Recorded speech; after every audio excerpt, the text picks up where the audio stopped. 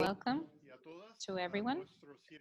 Welcome to our series of CIPE, the future of work or labor. I will introduce our presenters just in a few moments. Let me welcome everybody to our Future of Work series at SIPE, the Center for International Private Enterprise. For those of you who are English speakers, if you would prefer to hear the presentations, which will be in Spanish, if you would prefer to hear them in English, you'll see at the bottom of your screen an interpretation button, and you can select the English channel on that button, and you can get our translation of the event today. Bueno, gracias a todos para acompañarnos en esta serie. Thanks everyone for being with us in this series of the future of labor or the future of work. It's a series that we are beginning in CIPE, partly to define this term of the future of labor for the moment that we are living in. And the idea of the series is to present ideas and promote dialogue about this, and hopefully by next year at the end of the series we will be contributing to the solutions that we're all trying to find in the different countries. And how can we find solutions to the pandemics and some of the challenges that we find at work. Okay, today we will focus on labor issues, the labor market, and Colombia, and the transition, or how everything is going in the pandemics and the different challenges and hurdles. First, I would like to introduce our presenters, but before that, we will share 2 articles for an event in the future of the chat. You can see the links for what we are doing in this series, the future of work, and also a link for the events of the future. The best way of continuing the series is to use Twitter, and we will also put that on screen so that you can learn about what the events for the future will be. All right, so it's with pleasure that I want to introduce the presenters today. First, I will introduce Cristina Fernandez. Welcome to our series, Cristina. Cristina is a senior investigator of development investigation center in Colombia, very well known, and she's working on these issues. And then we will receive comments from Ernesto Borda, who is the CEO of a group that is called Trust. It's a consultant that is very well focused on social political issues, especially in the process for peace in Colombia. And we will present the full bios if you want to learn more about the presenters. But before we move on, we want to start with today's topic. I will give the mic over to Cristina, who will, in 20 minutes or so, she'll present something, then we will go to the comments, and then we will have questions on the screen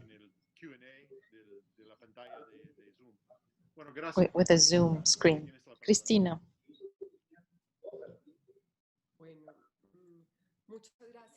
Thank you so much, John, for the invitation to participate in this workshop. Thank you for the presentation, for introduction. I will give you an introduction to employment COVID in Colombia. As you can imagine, it is live. It is a live study. It's actually the blend of a lot of work that we've been doing. And the pandemic is not over, so the work is not finished.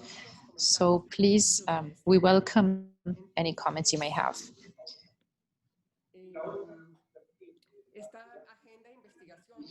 This investigative agenda that contains a lot of the work that we have done with several investigators, including Luis Fernando Mejia, who's the Director of Development, and other people such as Daniel Forero. This presentation was obtained or was done in 6 parts. First, we'll talk about the structure and evolution of the long-term and the labor market, and then the trends that we have been using, because to understand what is happening with COVID, we have to understand how the labor market had been working and what trends were there in the long term.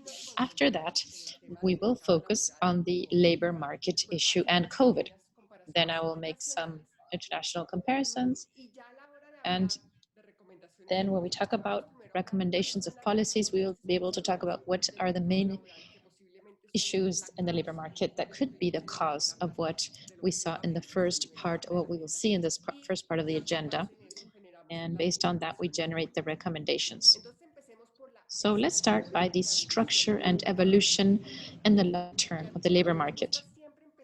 I always like to start presentations of the labor market with this slide.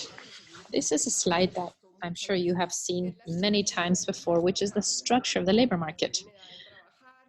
The population is active, inactive. The inactives, the actives are the unemployed and employed, independent,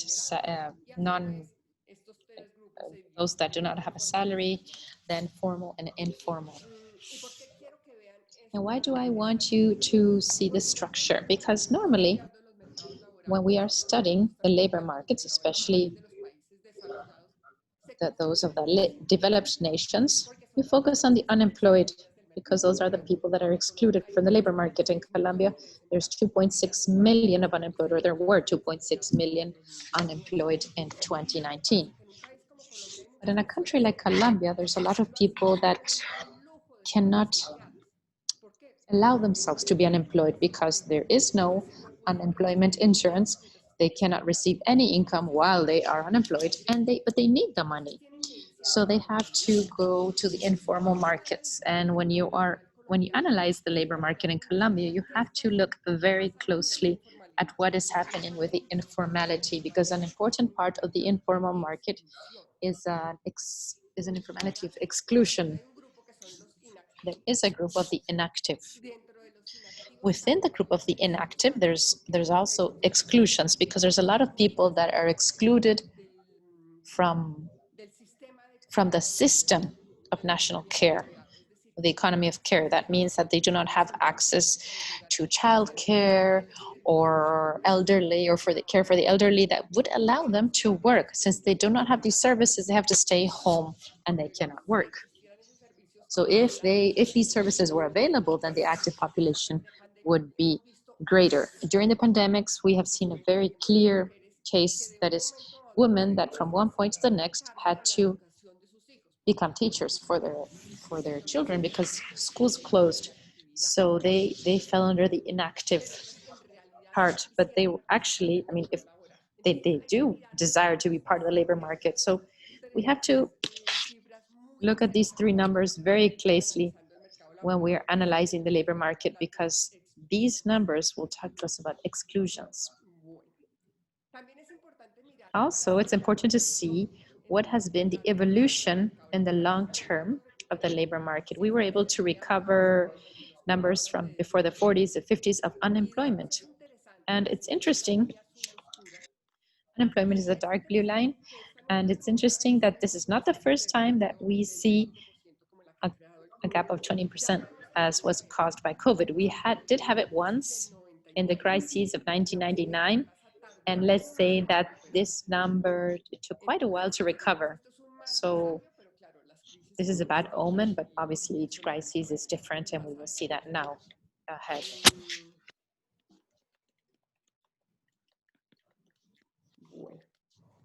El otro tema, como les dije anteriormente, the other thing, as I mentioned, is informality. And in Colombia, the informality rate is 64%. We compare this with 50% in these other 7 countries in Latin America. And that's the same average for Latin America in general, which is a relatively high informality rate. What other characteristics does employment have in Colombia? that the percentage of employees, independent employees, is very high. A large part of this informality is workers that have their own business. They sell sweets or pastries, but the informality is different than in countries like Mexico that are companies that hire employees informally. This is not so much the case in Colombia. Another important thing about the informality is that, as I mentioned before, there are two types of informality. According to the World Bank report of 2007, they explain this very well. There's a group of informal population that is excluded from the labor market, and others who want to be informal. It's not that they voluntarily want to be informal, but they want to be independent workers because they do not want to have a boss, they do not want to have to go to work early, etc. But if they are independent, they are probably informal. What we see in the case of Colombia, when we compare this with other countries of Latin America, is that the percentage of informality, the exclusion is much higher. So it's very important that we analyze this well. Why? Well, because the policies for this type of informality is different, and also because these workers have no other option. Also, the percentage of workers on their own or independent workers is very interesting because it creates a larger segmentation of the informality. What does this mean? That it is harder for people to go from the informality to the formality. Because if I have my own little pastry shop, it's hard to send my CV to a company. It's hard for them to hire me. So these are some things that are important to bear in mind when we analyze what is going on. What do we see in the informality trends? It had been reducing little by little, and here these numbers already include the COVID numbers. We see that there is no drastic change of informality. It has been quite a small change. Why? Well, because in part this informality or this crisis affected the formality and the informality in the same way. The impossibility of going out to the street affected the labor market and the informal labor market, especially. In the crisis of 2008, it had been a crisis that affected especially the formality, and the informality was a sort of buffer because those that lost their job went to the informal sector. This was not so. What do we see about the participation rate? The participation rate is the people that are active in the labor market, or that are not inactive, sorry. And this participation rate had been increasing at relatively good rhythms. And the women started going into the labor market, but with COVID, we went backwards in this indicator. So why did this happen? Basically because schools closed, so a lot of women had to, in which a lot of women worked in, and many workers are discouraged and they think that they will not find a job, so why look? But there is a percentage of people that as soon as the labor market starts working again, they will be employed again. It will be part of the market. And there's another exercise that we did here that shows us, again, exclusions in the labor market. What is this exercise? Well, we did what we call a multi-lodge, which is a sort of regression, normal regression, but there's variables. So there's many subjective variables. And here our variables were the final modules of the first sheet that I showed you. That was inactivity, unemployment, being part of the formal economy, being independent, formally independent, informally independent. And what did we find? That those that are not active could be young people, could be women, could work in the rural areas, that tend to be migrants or immigrants, that they have high school education or less. And something similar happens with unemployment and informality, while those that are in the formal economy in general tend to be men who are in the productive age. They are they have a home, a family, they are not immigrants, they tend to have a high school or university education, and these workers make more money on average than the rest of the workers. They are more happy at work and they have more stability. All of these indicators show us that there is a problem of exclusion that is very strong in the labor market. This exclusion will explain, in part, why it would explain that the cost that we had to pay for COVID is higher than the others at a world level. Besides what I explained about how the labor market works in Colombia, that is very important so that you can sort of understand how things work and how statistics work in this country. It's very important to analyze the trends that we have been seeing in the long term. And part of these trends are the demographics, the trend of automation and the economy. What do we see in the demographics? The percentage of young people has dropped. We have become older, like in most of the countries in Latin America. We have become urban. A lot of people came from the rural areas, as in most of the countries in Latin America. The participation of women has increased in the labor market. The percentage of heads of the households have increased because the homes tend to be smaller. Also, the percentage of the economically active population with a university degree has increased. And this is very positive when we talk about COVID, because they are people that are apt for teleworking, and you all know teleworking is easier to adapt to COVID. Finally, in Colombia, and this is a bit different than the other countries in Latin America, but I know that everyone has suffered, but we have a high rate of immigrants. The immigrants that we used to not have in 2001 in Colombia.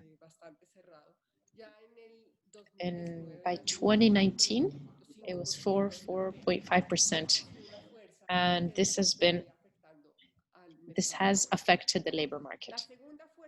The second labor force that affected the labor market is the automatization. Why? Because, as you all have heard and known in different workshops, technology innovations tend to replace routine work. And this routine work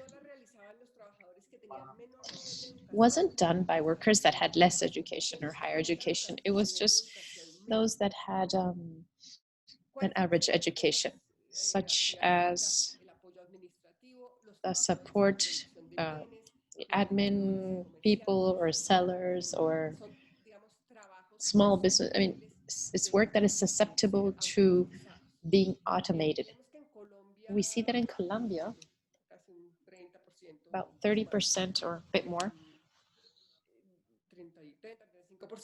35% of the population is involved in these activities. We did analysis of how much automatization was going on in Colombia. In the graph on the left, you can see what is going on. This is organized by professions according to their education level. The higher levels, directors and professionals, are the ones that the higher levels are those that have more abilities, and those that are in the middle tend to become more automated, and those underneath do not tend to be automated. So we see that the professionals and the directors have increased their participation in the labor market between 2012 and 2029. With the directors, something strange has happened, and I think it's worth analyzing in more detail, seeing why they have decreased. There is a theory that the directors in the developed nations, there's many, there's a profession called tenderos, for example, that is an automated profession. So it could be that. We have to analyze this a bit more. we see that the higher professions have increased with high levels of education. They have increased their participation, and the professionals at the low levels of education have also augmented or increased their participation, and the average ones have diminished. In the chart on the left, we simply see that this has happened more in the formal market than in the informal market. But I will just go very briefly through this. What happened with COVID? This is the same chart I showed you during at the first part, but in black we have the numbers between April and September 2019. Down below we have the rates between April and September of 2020.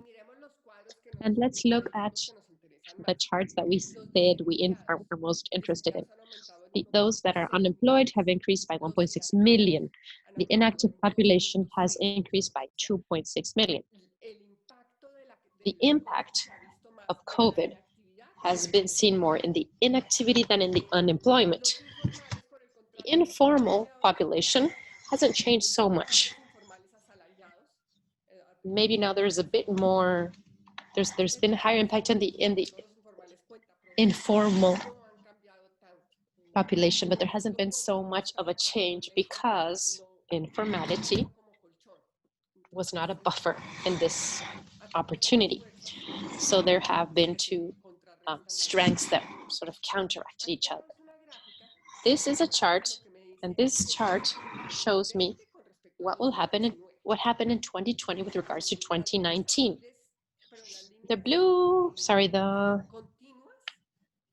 The straight lines are information from 2019, and the dotted lines are from 2020. The red lines are the informality, and the blue lines are the formality. What do we see here? That, for example, the informal population that does have a salary in May of 2020, which is the first numbers that we have, were 60% of what they had been in 2019. But with time, they recovered, and now they are by 67%, so they increased by 16%. The same way, the independent informal population went from 64% last year to 84%, while the informal populations, which is the blue lines, we see it wasn't so bad. They went to 86 to 82%, but the recovery rate has been slower because it's not as fast for an employer to decide to hire people again, to hire workers again. There's some charts here that compare this gap between what happened in 2019 and what happened in 2020 with Google numbers of mobility. So independent workers is very well explained by wholesales and recreation. Google keeps the registries of the people that are connected in different places, and then they get the statistics. In the chart on the right, we see the comparison between those that have a salary in pharmacies and other places. The drop can be well explained, but those that have a salary take longer to recover. So that explains the numbers we see.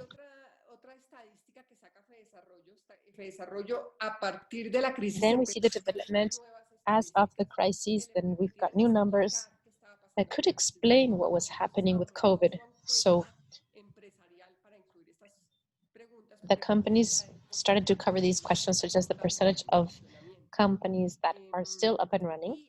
And here we see that the percentage explains very well what happened with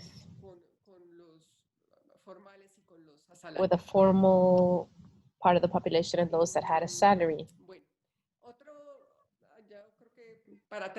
Okay, just to wrap up very briefly, what happened in the intensive margin? This means there's a lot of adjustments that are done hiring and unhiring people or adding people to the labor market or not. But there are some adjustments in the intensive margin, for example, in the amount of hours that people work and in the amount of money they make. So these charts on the left, we have the distribution of income and hours, where we see that in the formal employment, we see that there's a lot of people making a minimum wage, but in the informal economy, that slope tends to go to the left. So there's a lot of people that make less than the minimum wage. Same thing happens with the hourly rates. A lot of people make less than or work less than the 48 hours in Colombia. On the left, we add some dotted lines. That is what happened in 2020. And as you can see, the salary work or the formal work has not been adjusted. There's one line on top of the other, while in the independent work, we do see that there has been a lot of change, and we see this more towards the left. We see that the peak is more towards the left. What does this mean? There's less people that are making more money, and there's less people that are working less. There's a small change between those that make a salary that there's a small change. There's a lot of people now that started working 0 hours. Okay, who was mostly affected by the pandemics? In order to wrap up everything that happened since the last column, which was a change in the percentage of employed people, a change in the number of people that were employed. And what do we see here?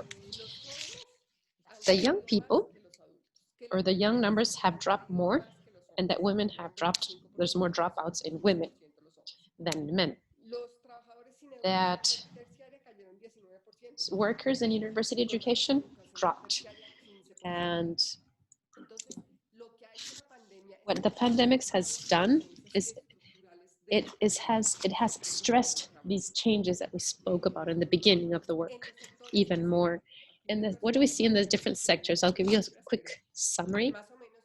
More or less, the work that can be done from home have increased. Even though the work that has worked more or less, jobs have dropped, but the work that can be done from home has increased its participation. Same thing in the case of doctors, nurses, everyone that has important things to do with the pandemic. So those that have priorities and that if they can work from home, they have increased their participation. But some sectors that took a while to reactivate, such as construction work or workers that cannot work from home and that are not a priority, also dropped in their participation. And especially those that provide services such as hairdressers or restaurants or hotels that are not a priority. Now, really to end up, what I want to say is that here, when we compare what happened with COVID at an occupation level, it's been very similar to what was happening with the automatization. And when we do recommendations of policies, what we see is that the composition is, or what COVID is doing, is in the direction, goes along the ways of what automated work had been doing. So let's not take COVID as a short-term change, because it might not be. And maybe what COVID did was accelerate a process that was already beginning from many years ago, such as the digitizing and work from home is also a trend that came to stay. I think that I ran out of time. But what I wanted to say here is that what happened in Colombia is very similar to what happened in other countries of Latin America. Maybe a little less than Peru, maybe more than Brazil. These are some charts from the IMF. The other thing that is worth mentioning is that in the other countries, we have reflected almost all of the change and the change of the inactivity. In Colombia, as we've seen, it's a mixture of both, a change in unemployment and inactivity. And what is more interesting is that when we compare it to the European countries, the change has been much more, has been much larger. Colombia has a similar system like European countries because we protect the worker and not the labor. What do I mean by this? That, well, it's, they try for people not to lose their work. There's supply and demand, and it's so hard to achieve. It's an expensive system, but it does protect people in crisis times. This works quite well in the European nations, but in Colombia, as we've seen, the cost has been very high. What is amazing is that it is stronger than in countries like US or Canada that have a similar system like the one in Denmark, in which we facilitate the loss of work so that the companies are not strangled and that they can recover faster. So they give a priority to dismissing people. And then, well, those employers can then find a job, or they are supported to find jobs. But in crises, it generates more unemployment, but also recovery. The impact in Colombia has been even stronger than in these countries. So that is something.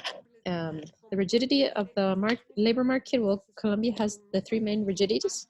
It has a high minimum wage, a minimum wage that has some high adjustment rules, and some taxes that are also high, even though there was a decrease in 2012. And finally, a rule that is a minimum salary that was created simply for the workers simply because the minimum pension was a minimum salary, minimum wage. So we said, okay, if the minimum wage is a pension, then, but what is the problem? That those that make less than a minimum wage have to, or have to pay as if they were making a minimum wage. So these three rigidities take us to the conclusions of politics. And then there's four types of conclusions.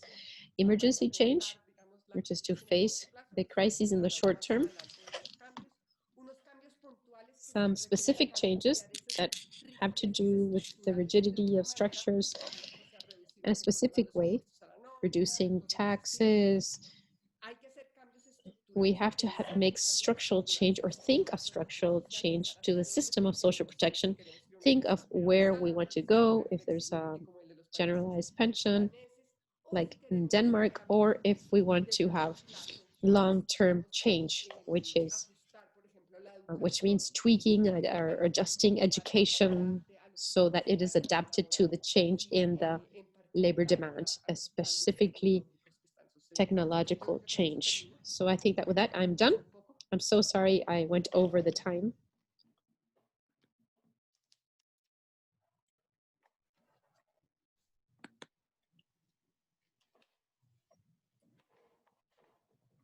Gracias, Cristina. Muy interesante. Thank you, Christina. Your presentation was very interesting, and there's a lot to discuss. But first, I will give the mic to Ernesto so that he can add some comments or reflections on what you have presented. Ernesto? Thank you, John. Thank you for the invitation. I feel flattered, doubly flattered. Now, first, because of the CP and the invitation, and number two, because I'm next to Cristina, who's the head of development, and she's part of the main think tank in Colombia. So to speak about these issues with them is like, it's like being in front of the Vatican or something there. So I have to be respectful to both places. I accepted this invitation from Tomas because he said this will not be a technical discussion. It won't be the academy, it's not technical. So you can, but what we do in Trust and what I've done for 20 years is to help the big projects, the big economic projects in particular, to operate in difficult contexts. That's basically what we do, to manage risk and obviously to look at the future. We're very interested in the future. We are always looking ahead, and obviously the future of work is fundamental. So that, just to humbly sort of make any comments. The second thing is the following. We're analyzing the future of work after COVID. And even so, it is the impact of COVID is uncertain in the reconfiguration of the conditions, of the economical conditions, the political, cultural, social, at a global level. We still don't know what the impact will be, but what we do know is that COVID will not go below the radar. And we are sure that it will have a big impact, especially in a world that we have forgotten a bit because we were tending to the emergencies, but in a world that was transitioning, and it was in a world that was already changing, and in which labor conditions were also changing globally, and also in the Latin American context and the Colombian context, of course. To say in a simple way, Oppenheimer had written a book of Sálvese quien pueda, means each to his own. He had already talked about change, a very traumatic change in the conditions, the labor conditions, that in some way, and especially in the conditions of work, the population, that in some way or another began to happen and were being accelerated by the 4.7 revolution, everything that 4.7 revolution is bringing us with regards to technology and también obviamente eso asociado al cambio generacional y a los nuevos hábitos and the different trends and habits and new styles of people, the millennials and centennials, we see so many strange things with these children, or these kids think differently than the way we used to think, that we, the baby boomers, or those of the X generation. So it's new people, new trends, new patterns. So these changes in technology and these changes in these generations are supported by climate change and the sustainability challenges that are still very much present. And although we think they have nothing to do with COVID, maybe they can explain it. And what has been happening, and it's important to bear in mind, is that we are in a transition that changes the work conditions, and COVID very likely will accelerate a lot of these trends, accelerate them in technology and access to technology, accelerate them in terms of changes of values in the world, and the changes of, for example, the trends of the market, intermediations, etc. And the same thing, all of this goes hand in hand with technology. But we have to say that Colombia, for the specific case of Colombia, was in a transition. This was an important transition, a country that was or is in this controversial conflict. But then at the end of the day, what this has meant is that there has been a possibility of opening the borders to development, to conquer a country that was practically unexplored because of the violence. A country that was rural, hugely rural, over half the country was rural, as Cristina mentioned, in a national context. And there is a trend that people are going more towards the cities, migrating to the cities, but there's a great paradox.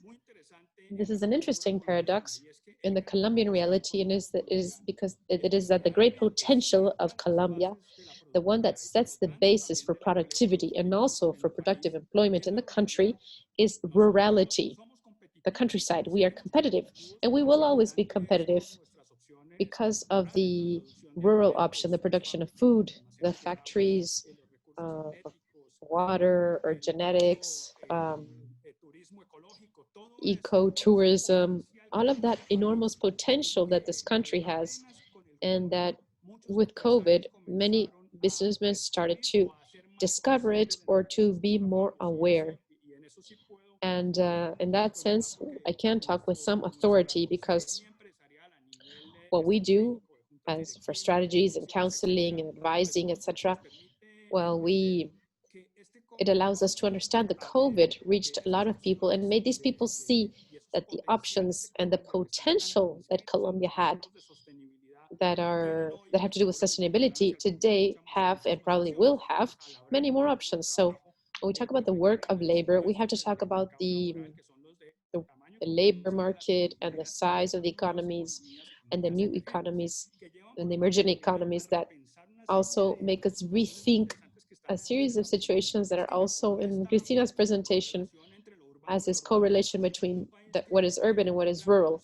A country that, of course, concentrates its strengths in the urban areas, but such as like in those conventional works, but there's a lot of inequality, but that's where the future lies. So the question is, how will this country look towards the rural areas, and what conditions must be set so that in the rural areas, these options can become a reality, and that people can find, not only people who live there, but the people that can move to that areas to find new businesses and new opportunities and new activities.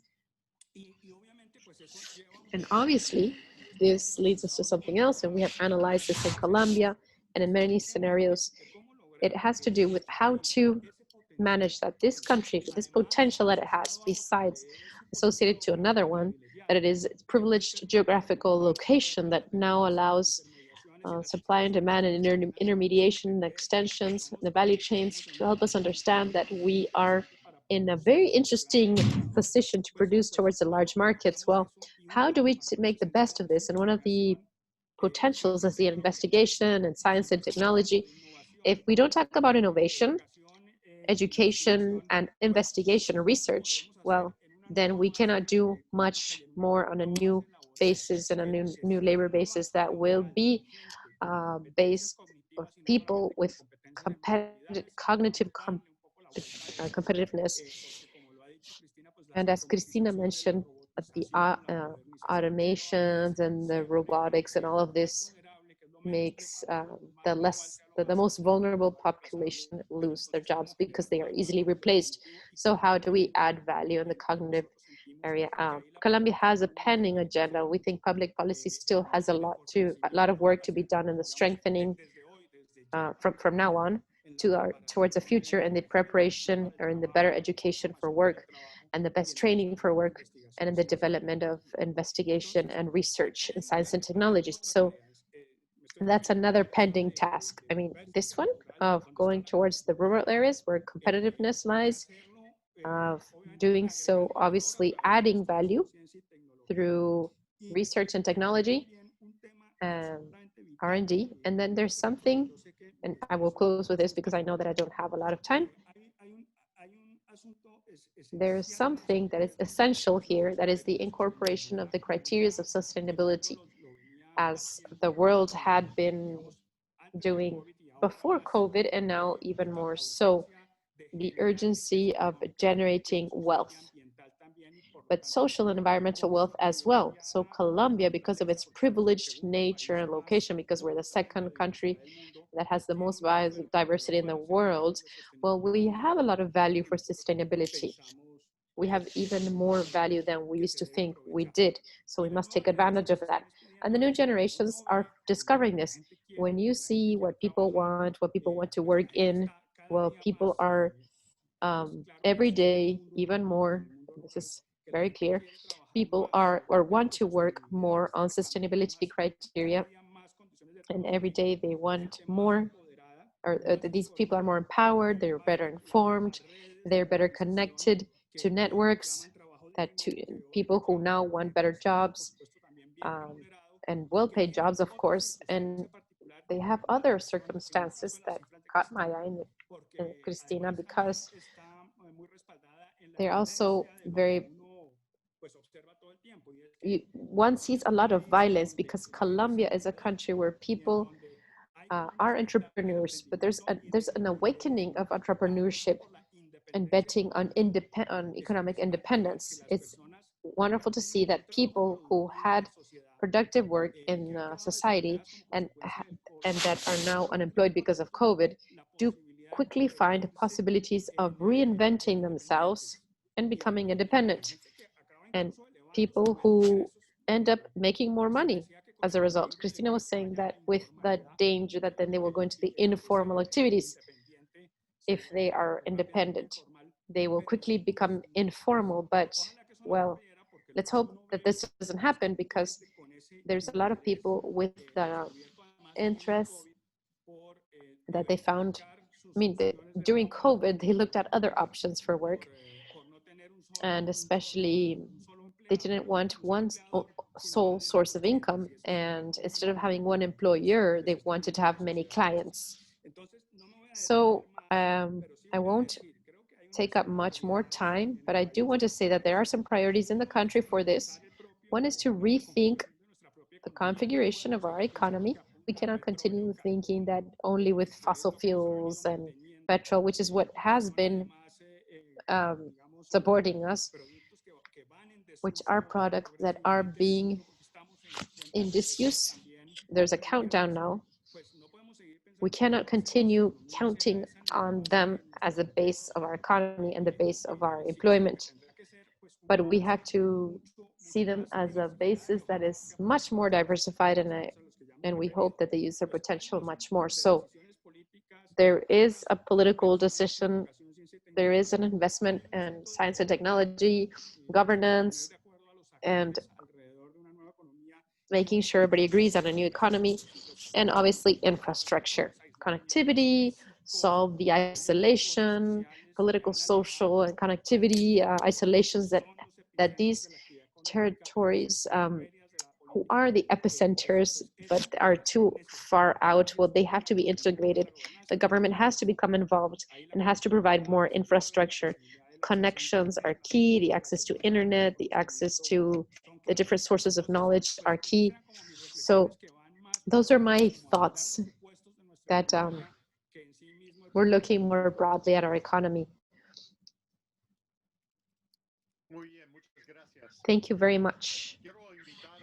Well, I want to invite Christina to answer some of these reflections. But if there are other people who want to ask something, we will stay a few minutes at the end for questions. But Christina, while we wait for other questions, do you have anything to say about what Ernesto just mentioned? Thank you very much, John. Well, first of all, Ernesto, thank you so much for the nice comments. I think it is very interesting to have a dialogue with the different parts.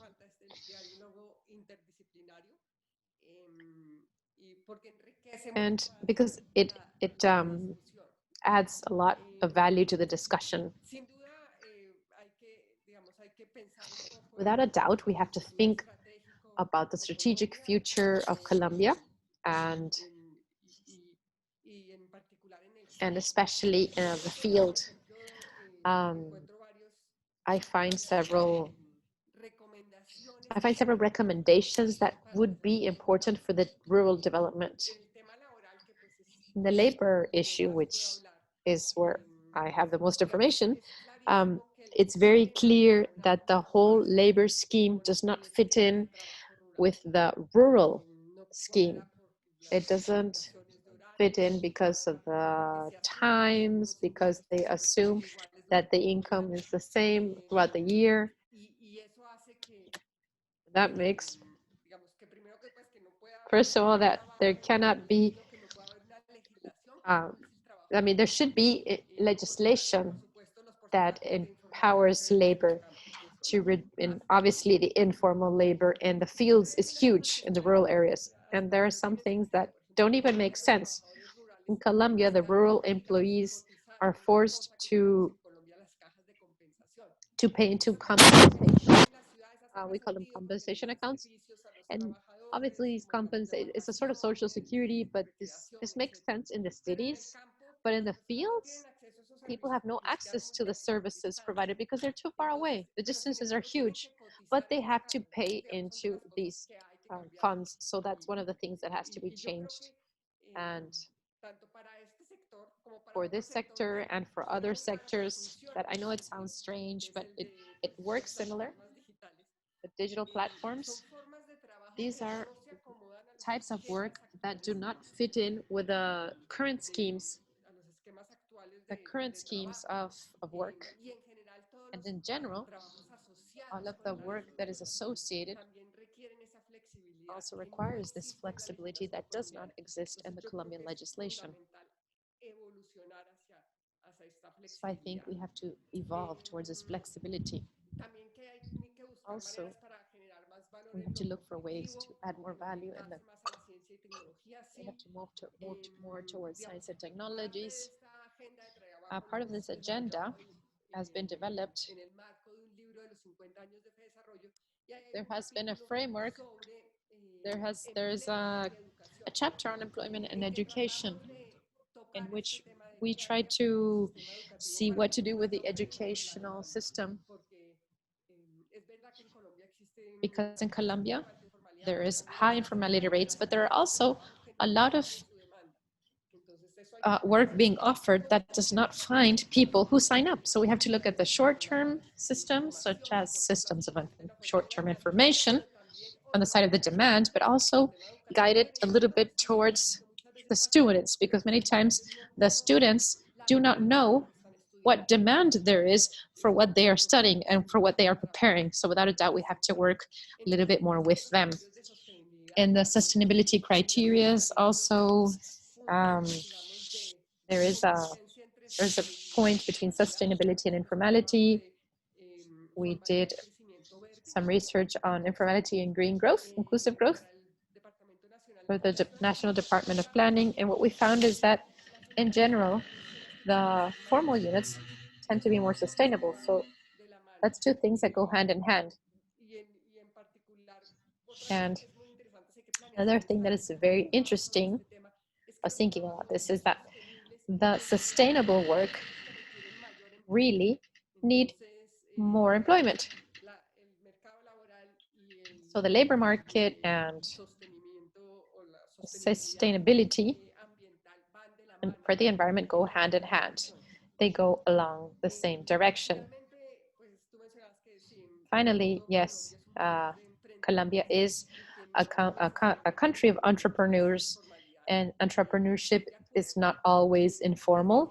Yes, it's hard. I mean, especially now in these hard times, there's a lot of business schemes to create business. And I'm more conservative. I think that we have to be a little bit careful, because many times these schemes generate illusions and people end up spending a lot of money, and they and their savings and their time in these systems of and then they're not profitable. So instead of financing these small entrepreneurships, we have to have a guideline, and we should really help them find out if what they are doing is worth it, and if it's profitable, and if they are going somewhere or not.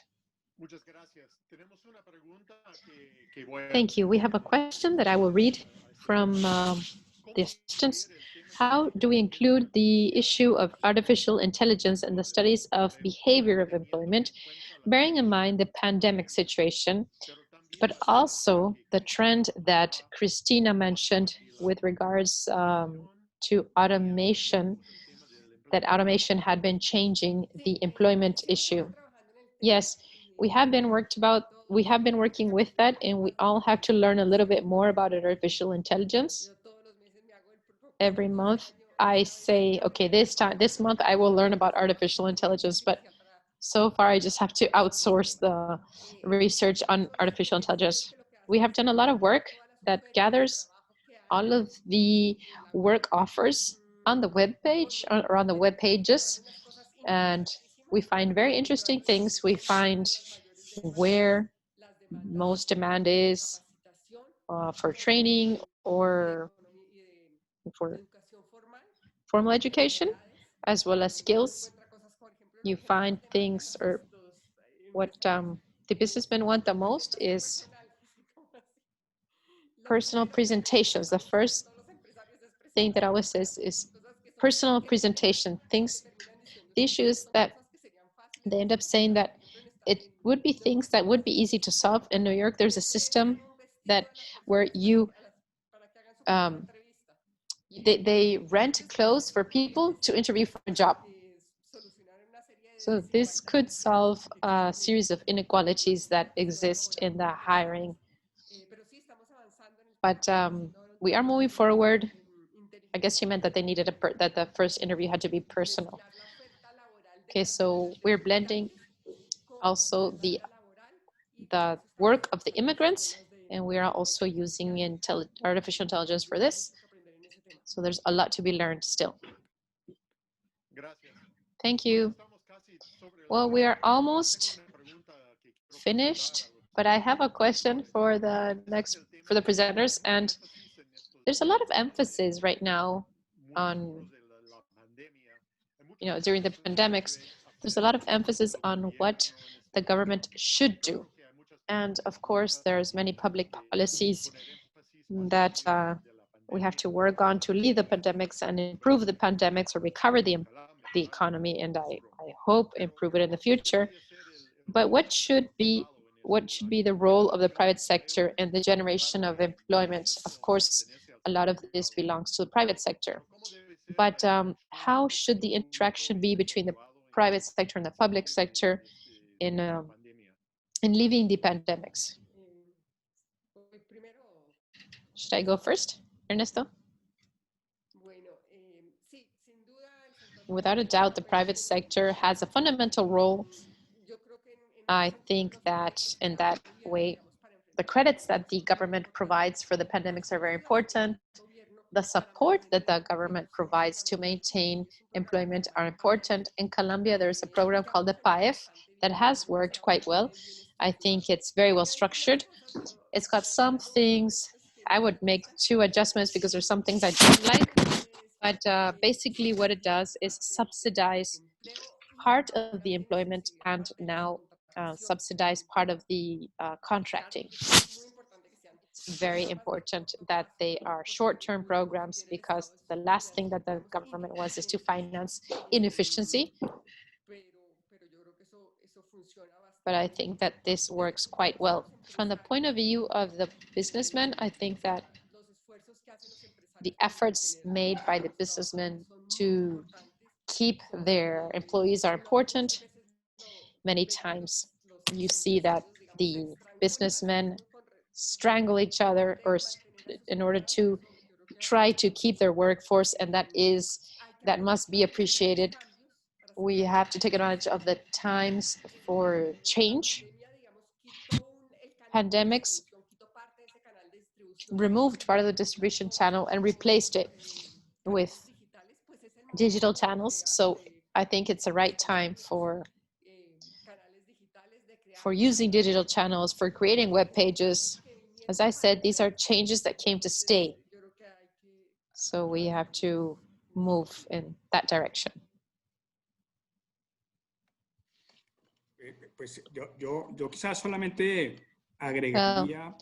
Maybe I would only add that, well, Cristina has mentioned the heroic efforts of the business population in keeping their staff and not dismissing them. I know that they have tried hard to not fire and not dismiss employers. And okay, well, the transaction of the reduction of transaction costs, intermediation costs, all of that technology has helped. But one thing that is essential is the use of the strength of the business community to support the small businessmen and businesswomen. All the assistance has been wonderful. The chambers of commerce have helped a lot. They have helped to unite the synergies, the intelligence, the knowledge of the private sector to rescue the more vulnerable and small, SMEs, or the guy who has a little shop, or anyone who's in a very difficult situation and that needs guidance and support. I think that keeping that active is vital to help support the crisis and to hopefully, as of the crisis, go out with a more strengthened channel of productivity and efficiency, because part of what we have learned of the pandemics is to do more with less. I think we all have lessons learned about this. So this support of the private sector to the small businesses and the solidarity is fundamental. Very well said, Ernesto, especially because we are in the week of the global entrepreneur. So your words were right on target. Before we wrap up, we have one more question that I will make to you. What role can the regional brands have in the use of labor force in Colombia? And in general, and the labor force of Latin America? How should it be done? Pues otra vez yo contesto Again, primero. I'll go first. Bueno, pues rápidamente, Well, very yo creo que briefly, las marcas se han I vuelto think muy that the importantes brands porque have become very digamos, important esa because incertidumbre in these uncertain times, salir a recorrer los almacenes, a ver a dónde vas, one cannot te go empiezas a to guiar different más por las shops, so then you y look entonces more las towards marcas adquieren brands. un valor So principal brands have an added value preferencia por las because cosas you estandarizadas que puedes choose comprar. standard items and you choose items that you can find on the internet, Y yo creo que and ahí juegan un papel muy brands importante have an important role las marcas. there. Bueno, ya habló el Vaticano. Well, okay, the Vatican spoke, Pero so may I say something as well? las marcas pueden I would say that the ayudar a la brands could inclusión. De nuevo, help in the inclusion. There's the application of criteria is key. If the big brands vayan más a la base go more towards the base and help the smaller brands and help the communication and the integration and adding value, then they will do great work. I think that there are some brands that are being overseen. They could be the heroes or the villains. They could be also part of the solution, and they are suffering the rigors, strong rigors of the pandemics. Today, they have opportunity of going more towards the base and to do more inclusive business. Well, thank you so much. I also want to thank both of you presenters for an interesting conversation, and thank you to both of you for helping us and begin this series that we hope could be useful for the public sector and the private sector so that we can successfully leave the pandemics behind. Hopefully those that participated in the event can follow us so that they can be part of the next events.